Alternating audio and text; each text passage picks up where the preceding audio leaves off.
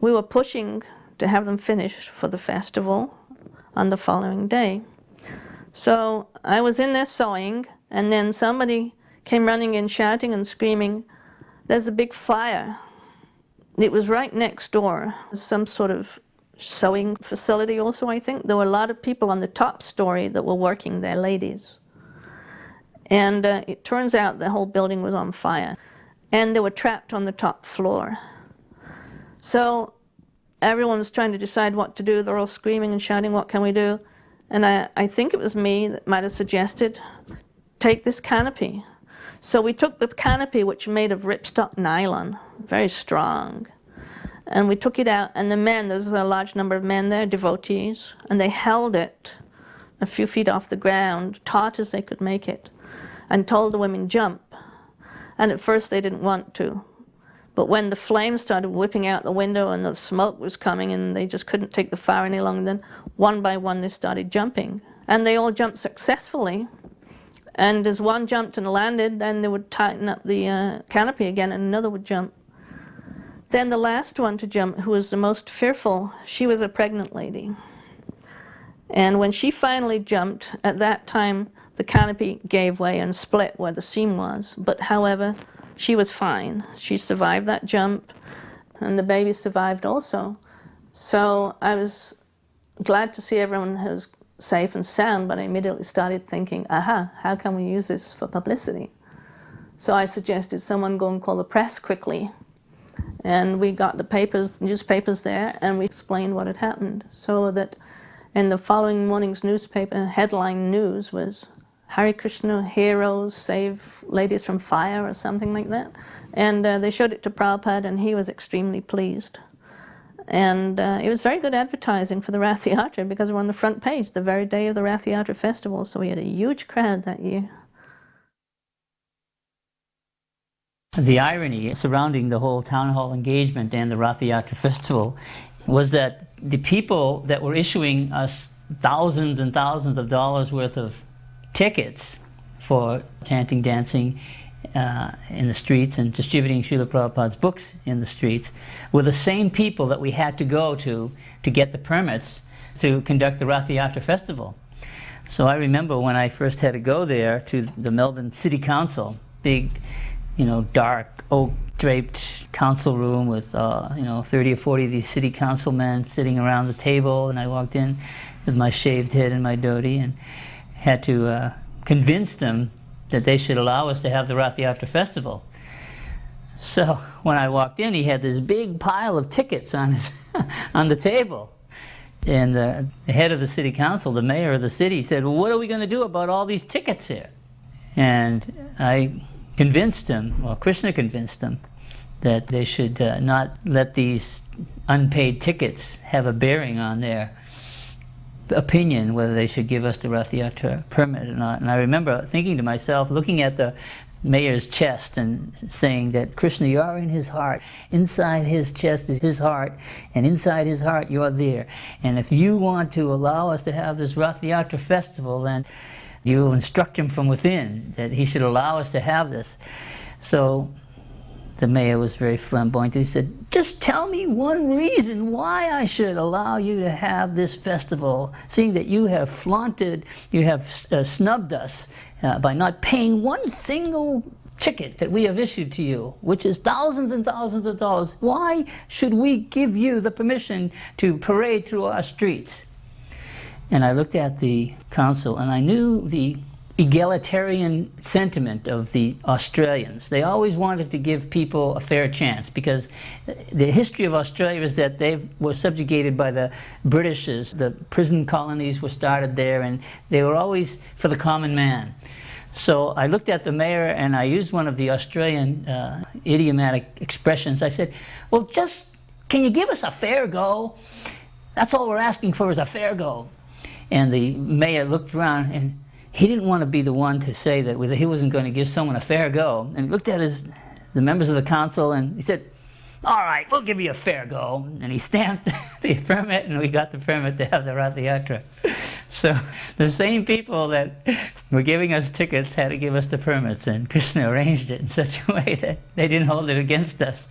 So the Rath Yatra went on, and Srila Prabhupada's speaking engagement went on in the Melbourne City Hall, and newspapers gave us favorable reviews. When Prabhupada came in for Rath Yatra, it was midwinter, June.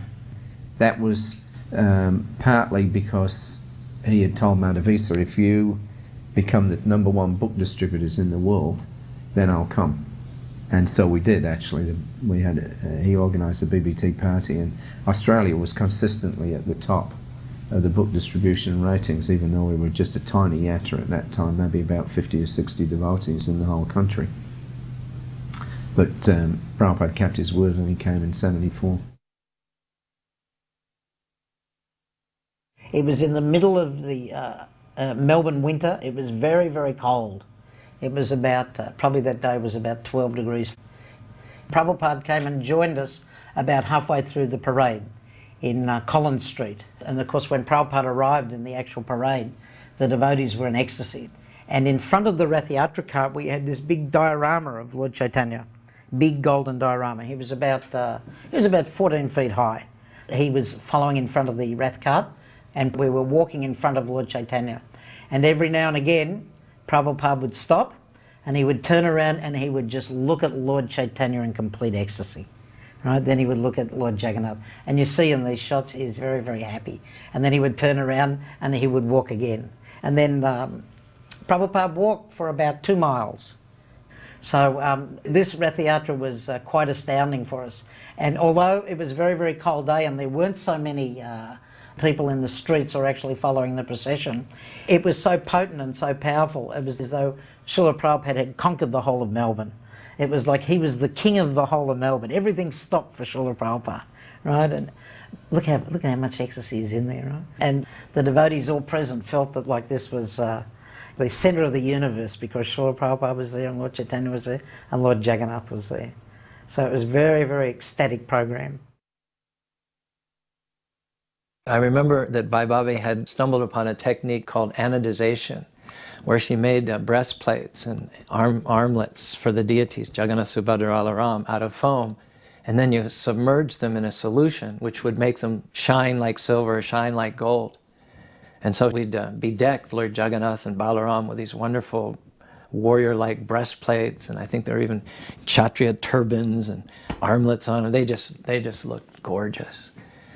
Prabhupada walked a lot of that route, I think the entirety of it, and I remember there was a fellow, I think his name was Bob Jones, who had a big karate school in Australia at the time, and he provided a couple of bodyguards for Prabhupada. They walked on either side. That's me playing the big bass drum. Sometimes we'd have a big kirtan in Sydney Temple, and just as a kind of embellishment, Madhavisa brought out a big bass drum one time, and I used to be a drummer in a rock and roll band before I joined the Hare Krishna movement.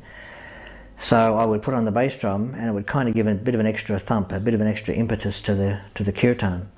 So when we had Rath Yatra, myself and my brother Jamal Arjun would strap on these big marching band bass drums and play them in a kind of rhythmic mridanga type, what we call the Naam Hata beat, the sort of moving, kind of exciting sort of rhythm.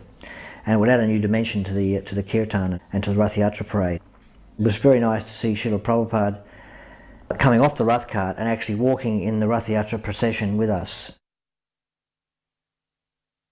We had the 3 carts, and we had Subhadra's cart set up for Prabhupada to ride the whole way. Very comfortable, big Vyasa sign on the front. And I was very fortunate. I was going to be on the cart there because I was the pujari for Subhadra, so I was sitting right up there alongside Prabhupada. And I was thrilled. But then I was very demoralized because Prabhupada didn't get on the cart, because he was so attracted to and fascinated by the big gold and Lord Chaitanya that we'd made. And he just loved to walk alongside it and dance with it. And so he wouldn't get on the cart. He walked the whole parade. It was cold, and it seems like it was about 3 miles long, but he danced and walked the whole way. When we got to the end of the parade, then he got onto the cart inside of the hall, and at that time he gave the lecture, sitting on the cart. But I don't think I'd slept for several days because we were making the carts and there were so many things going on preparing for Prabhupada's coming. And I was falling asleep on my feet. So when Prabhupada started giving his lecture, and I was fanning Subhadra, I just kept falling asleep. Lady Subhadra was very kind, and Prabhupada just kind of glanced now and again. I can't imagine what he was thinking, but I did my best to stay awake. We would do that in those days. We would just work so hard that we couldn't survive when Prabhupada actually arrived. We're all preparing for him to come, and then we missed half the classes. I was reading a letter yesterday that Prabhupada said, I appreciated very much how you were leading the kirtan and at the same time taking care of my personal. While we were walking along on the Rath-yatra festival, you wouldn't think that Prabhupada would observe that, but he saw how I was leading the kirtan and at the same time taking care of his personal. That's the way he worded it. In other words, making sure that, you know, everybody was around Srila Prabhupada and not blocking the way. I'd had books which I had purchased a couple of years before when I was an attorney downtown, and I had those books on my bookcase, and occasionally I'd pick up a Bhagavatam and try and read it to see if I could understand it, because I never really understand. I couldn't make head or tail of it. But I knew, somehow or another, I knew that this was it. This was the truth. This was the real thing. And also Prabhupada, I just had the conviction that this person, he was a person who had no ego, and that he stood for what was the truth. And then just prior to the Rath-yatra, on the Thursday I was on my way to one of my favourite jaunts, a wine bar, and next to the wine bar there was a big poster which was promoting the Rath-yatra and Prabhupada. And on the post there was a beautiful picture of Prabhupada with the caption that said, "At whose feet all the masters sit." And it really impacted on me. And I looked at the poster and I thought, yes. So then the Saturday came around, so I went to the Rath-yatra. And then in the distance I saw these amazing, huge chariots. There was 3 of them with amazing canopies, and this amazing statue which was maybe 30, 40 feet high of this golden personality with his arms in the air. And there was literally hundreds of devotees, it appeared to me, were dancing ecstatically and blissfully, and it was just a swirl of colour and movement. There was a couple of marching bass drums, and it was just a wonderful sight. I was just struck with wonder. And then in the middle of the chanting party was this diminutive personality, Srila Prabhupada, who I had recognised from the books and from the poster. When I first saw him, he was actually dancing blissfully with his arms in the air. I could see all the devotees were completely caught up in rapture. So it appeared to me, in retrospect, Prabhupada was like the full moon surrounded by the stars in the sky on a cloudless night. It was just a wonderful sight to behold, and I was just completely overcome with joy myself at seeing it. At this stage I was hooked. And so I followed the procession up the street and into the exhibition buildings, and there Prabhupada gave a lecture, but I really couldn't understand what he was saying. But it was something that was totally out of this world, and something that I just felt, this is it, and I want to be a part of this, whatever it is. But I was caught up. I had Prabhupada fever very quickly. I mean, it was very contagious. It was spreading right throughout, and I caught Prabhupada fever that first time that I saw him, and I still have it today. Apparently it's incurable. Once you catch Prabhupada fever, you have it forever. Over the years, I've met many, many people who actually saw the parade and saw Prabhupada on that day. And just a couple of years ago in our restaurant, one lady came in and she told me how that she'd seen our leader on this festival going through the streets of Melbourne, and how she saw this big golden form at the head of the parade leading the procession. And she said it really profoundly affected her, and that over the years, many, many times, she'd had dreams of that particular festival and of that particular golden form of Lord Chaitanya. So that was the potency of Srila Prabhupada and Lord Jagannath and the Rath-yatra festival. After the Rath-yatra parade, which was extremely successful, we wheeled all 3 carts into the Royal Exhibition buildings, which were the final resting place of the Rath-Yatra festival. And Prabhupada gave a nice lecture from the cart. After his lecture, he came down the stairs and he rested on a chair in a small room as we were preparing to distribute the feast. And one of Prabhupada's disciples, Gopinath-Acharya, entered the room with some incense. So Srila Prabhupada is sitting in there resting a little on a seat, and Deepak Prabhu introduced me to Srila Prabhupada and said, "Oh, this is Gopinath-Acharya Das, he's one of our leading book distributors." So Srila Prabhupada was actually very interested, and he turned his head very regally, looked at me and asked me what I said to sell the books. So I mumbled and fumbled something to the effect that, "Oh, Srila Prabhupada, I just tell them it's about yoga, they think it's about exercises," and like that. And Srila Prabhupada thought very pensively for 30 seconds or so, and he said, "You should tell people that these books will solve the problems of life and help reduce the miseries of life." In retrospect, I believe Srila Prabhupada must have been thinking of the verse from the first canto of Srimad Bhagavatam, "Anato pasamam sakshat, bhakti yoga madhokshti, lokasya janato vidvangs chakris satvita sanghatam."